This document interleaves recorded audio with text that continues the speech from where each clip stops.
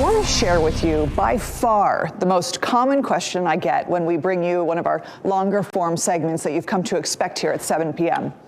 Can you guess what it is? Here's a clue. It actually has nothing to do with any of the stories we bring you. When are you due? Yes. To be fair, I am really pregnant. I feel like I'm 12 months pregnant at this point. And the answer, by the way, to all of you who have asked, next week.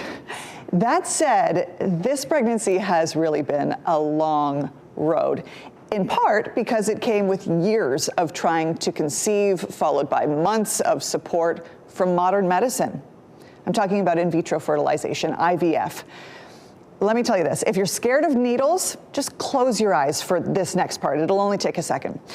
Here I am in between newscasts here at WRAL, injecting myself with different medicines night after night to help my body produce enough eggs so that the doctors can take over with incredible science and help me make a baby.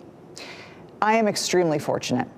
My company's healthcare plan covers a chunk of the sky-high costs of IVF, and I have the means to cover the rest. Not everybody has the same great fortune. And that's something that President Trump acknowledges in one of his executive orders. So tonight, let's talk about that. Order up. It's called Expanding Access to In Vitro Fertilization. The goal is to find ways to make it easier for loving and longing mothers and fathers to have children through legislation or regulation clawbacks. It sounds simple enough, but there is something deeper happening here.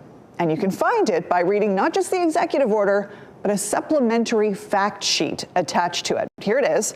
It says the general U.S. fertility rate is at another historic low. President Trump has talked about this before. Actually, here's a clip from the campaign trail when then candidate Trump laid it out in his signature plain-spoken style. Take a listen.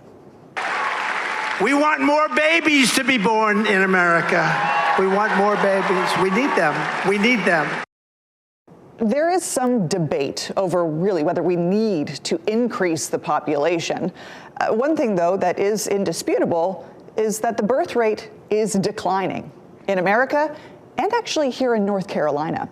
According to the CDC, between 2022 and 2023, the fertility rate dropped 3%. We did see a small 1% bump between 2020 and 2021, but other than that, we've seen consistent 2% drops over the past 10 years.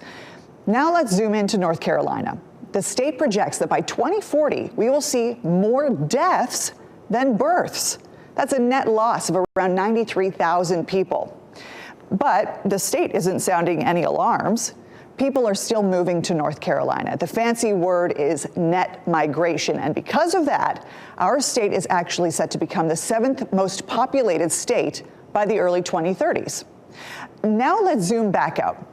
The United States is not the only country dealing with the birth rate issue. According to the United Nations, populations in 61 other countries or areas in the world are expected to decrease by 2050. Japan is already seeing it.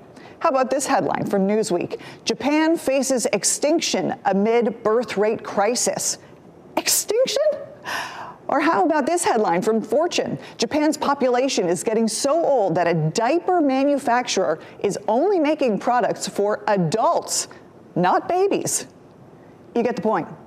Japan's fertility rate dropped to 1.2 births per woman in 2023. Hungary's is similar at 1.38 births per woman. In case you're wondering, the birth rate in the United States is 1.6 births per woman. It's a little higher than in Japan and in Hungary, but still a far cry from the replacement rate of 2.1 children for every woman. Is this a good thing or a bad thing? There are arguments on both sides. I spoke to NC State economist Mike Walden, who has written about this very topic, and he says a smaller population can have its benefits. There would be benefits in terms of less pressure on resources, probably lower emissions of CO2, so would less congestion on the highways. So there'd be some pluses from that, but there are negatives. If you have a falling birth rate, eventually that could lead to depopulation. But we also know depopulation can be a problem, especially when it comes to Social Security. Trust fund reserves used to pay retirees are projected to run out in 2035. That's only 10 years away. And so if you've got fewer people working, but having to care for ever increasing number of people, that increases that dependency rate, and that puts pressure, especially pressure on young households who may be taxed more in order to keep Social Security going, in order to keep Medicare going, et cetera. The Social Security Administration backs this up. They say we need to raise taxes or reduce benefits. Otherwise, there will only be enough money to pay retirees 83% of what they're supposed to get. So let's bring this back to President Trump's executive order to increase access to IVF, to make more babies in this country.